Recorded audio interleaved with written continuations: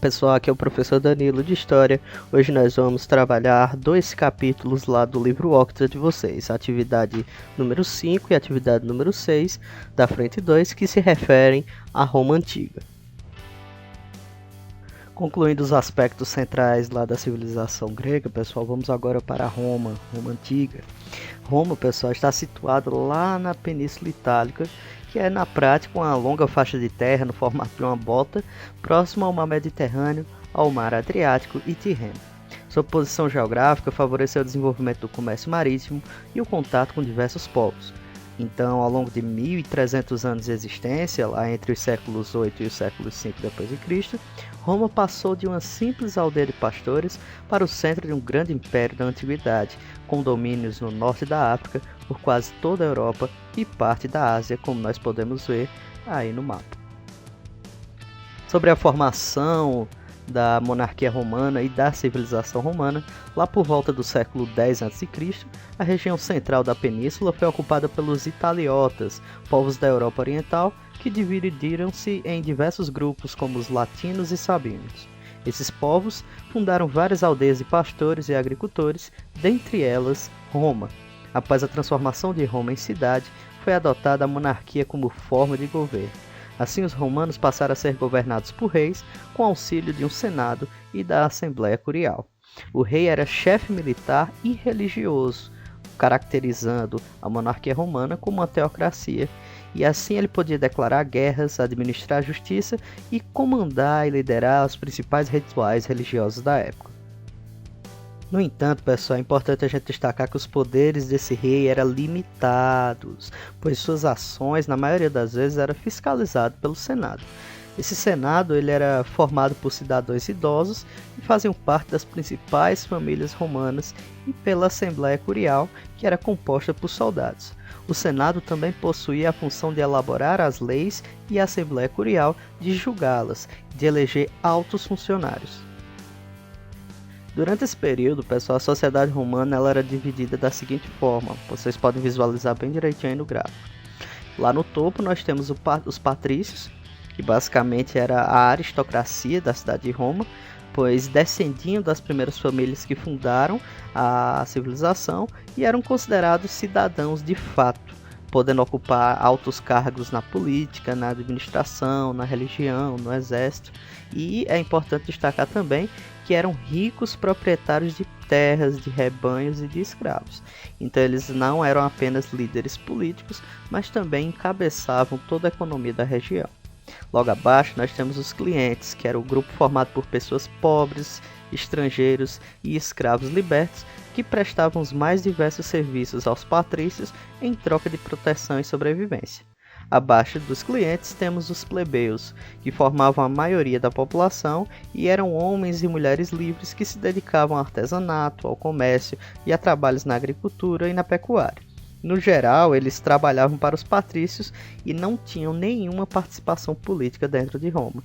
E por último, temos os escravos, que eram escravos ou prisioneiros de guerra ou endividados, que na prática nós chamamos de escravo por dívida, que trabalhavam tanto no comércio como no campo. Na monarquia, a quantidade de escravos era razoavelmente pequena. Ainda é muito interessante a gente destacar que durante a monarquia romana, muitas obras públicas e muitos processos de urbanização foram realizados em Roma, como a construção de casas e muralhas, ampliação de ruas, criação e construção de praças. No entanto, essa modernização beneficiou somente os patrícios, causando um descontentamento muito grande entre os plebeus, que passaram a exigir melhores condições de vida, participação política e no exército. A cidade de Roma acabou se tornando palco de muitas revoltas civis. Diante dessa situação, o rei passou a permitir que somente plebeus enriquecidos assumissem funções militares. Essas atitudes desagradaram os patrícios que em 509 a.C. afastaram o último rei romano, Tarquino, o Soberbo, do poder e criaram uma nova forma de governo. Essa nova forma de governo ficou conhecida como república, que do latim significa res, coisa, pública, de pública, isto é, que pertence a todos em volta. Entretanto, essa nova forma de governo, pessoal, não atendeu a maioria da população romana como se esperava, pois os novos donos do poder político de Roma, os patrícios, organizaram o governo republicano de forma a ocupar os mais altos cargos políticos. Então, o governo republicano, na base, era formado por 2 cônsules e governavam auxiliados pelo Senado, por magistrados e assembleias que favoreciam a sua própria classe, que eram os patrícios. Todos os cônsules, todos os senadores e magistrados de fato pertenciam a essa classe social, apesar de existirem algumas assembleias que contavam com a participação de plebeus, mas que eram diretamente controladas pelos patrícios. Claro que toda essa limitação política iria de alguma forma incentivar os plebeus a se revoltarem. Tanto que suas revoltas acabaram promovendo uma série de conquistas políticas, como a lei do tribuno da plebe, que era formada somente por plebeus, as leis das 12 tábuas, que foi na prática o primeiro conjunto de leis escritas que valia para ambas as classes, a lei Canuleia, que permitiu o casamento entre plebeus e patrícios, e a lei Lucínia, que proibia a escravidão por dívidas e permitia que plebeus ricos ocupassem qualquer cargo político. Entre revoltas e conflitos sociais, os romanos já passavam a dominar toda a Península Itálica e a partir do século III a.C. passaram a disputar o mar Mediterrâneo com outros povos. Entre 264 e 146 a.C., os romanos travaram 3 guerras contra os cartagineses, povo da cidade de Cartago, que era basicamente um dos grandes entrepostos comerciais dentro do mar Mediterrâneo. Esses conflitos eles ficaram conhecidos como as Guerras Púnicas. Os romanos basicamente ganharam os 3 conflitos e com isso passaram a dominar e a controlar quase todas as regiões em torno do mar Mediterrâneo, ampliando seus domínios desde a Macedônia, da Grécia, Síria, Portugal, Egito, Ásia Menor e outras regiões. Consequência disso, lá a partir do século I a.C., os romanos tinham dominado todo o comércio, a agricultura, mineração, artesanato, enfim, todas as atividades econômicas desenvolvidas pelos povos lá no mar Mediterrâneo, que passou a ser dominado de Mare Nostrum, ou seja, nosso mar. Os territórios conquistados eram transformados em províncias de Roma, suas riquezas eram exploradas ao máximo e os prisioneiros de guerra eram transformados em escravos. As conquistas acabaram possibilitando a formação da classe social dos cavaleiros, que muito enriqueceram durante esse período, fosse com as conquistas, com os espólios de guerra, com a cobrança de impostos ou com o comércio nessas áreas de seu domínio. Com o impressionante crescimento territorial, pessoal, consequentemente, o número de escravos em Roma cresceu também absurdamente. Também, como consequência do enorme número de escravos, temos um crescimento do desemprego lá na classe dos plebeus. A grande quantidade de escravos ocasionou várias revoltas, principalmente pelas péssimas condições de vida e pelos maus tratos que eles viviam. Na tentativa de solucionar essa crise, ainda no século I a.C., o Senado aumenta para 3 o número de cônsules, todos chefes militares espalhados pelo Império Romano. A República Romana, dessa forma, implantava o chamado Triunvirato, e o primeiro foi organizado em 60 a.C., pelos generais Pompeu, pelo general Crasso e Júlio César. Pompeu ganhou prestígio por suas vitórias na Sicília, na Península Ibérica e na África. Já o general Crasso morreu em uma guerra de conquista na Ásia, e por último Júlio César, juntamente com a sua legião, conquistou a Gália, que hoje nós chamamos de França. Com a morte de Crasso, Júlio César tornou-se o único governante de Roma, assumindo os poderes de cônsul, tribuno, sumo sacerdote e supremo comandante do exército. A fim de ganhar apoio popular, Júlio César vai promover uma série de reformas políticas e sociais, como a criação de novas colônias para a ocupação da plebe, concessão de cidadania romana aos povos conquistados, e determinou que os grandes proprietários de terra empregassem uma certa quantidade de trabalhadores livres para tentar diminuir o desemprego entre os plebeus. Descontentes com essas medidas, os patrícios conspiraram contra César, que acabou sendo assassinado em 44 a.C., a apunhaladas em pleno Senado.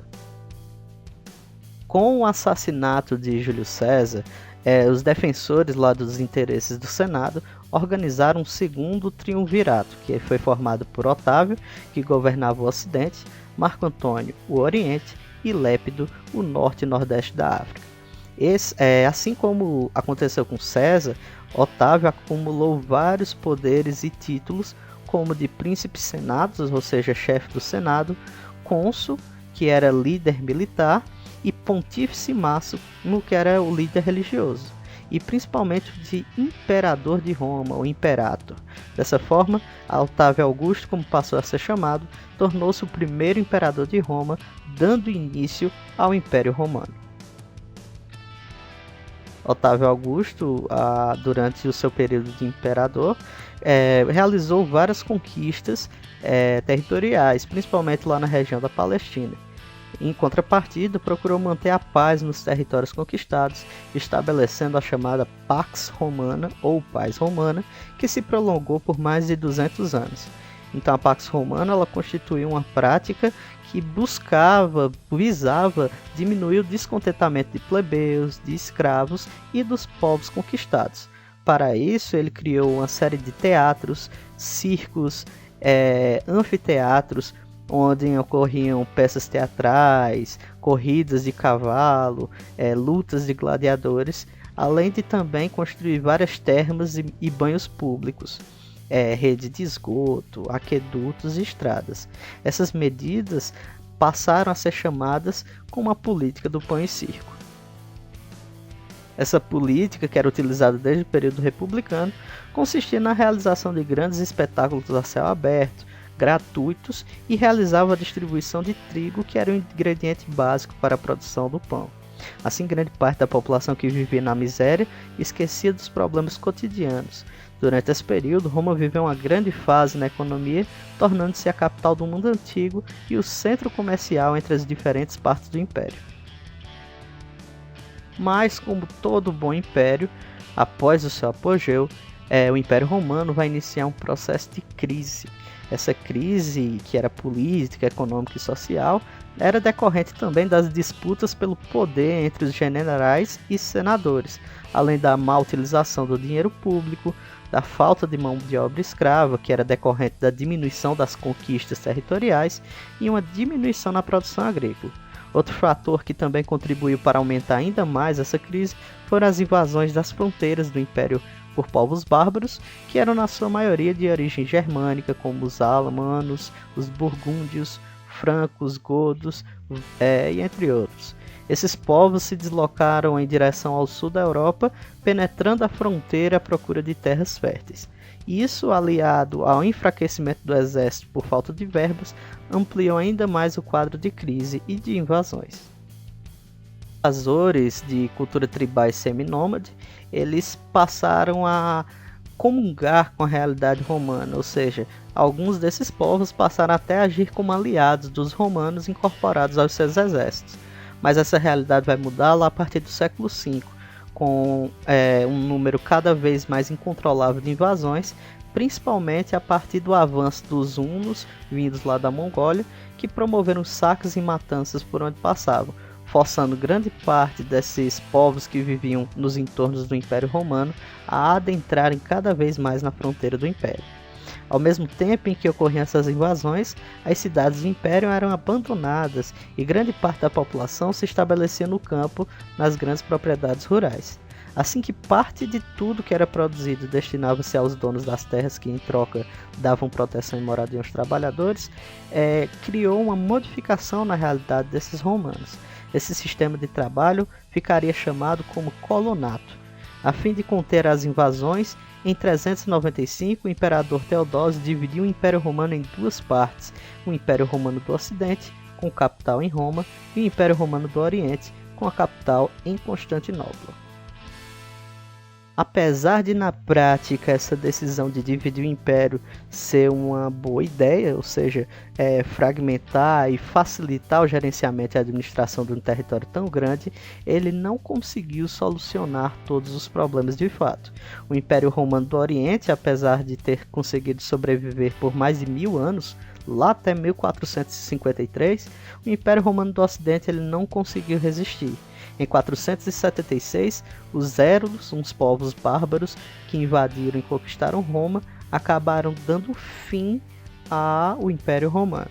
Esse acontecimento, além de marcar o fim do Império Romano do Ocidente, também marca o fim da Idade Antiga e o início da Idade Média.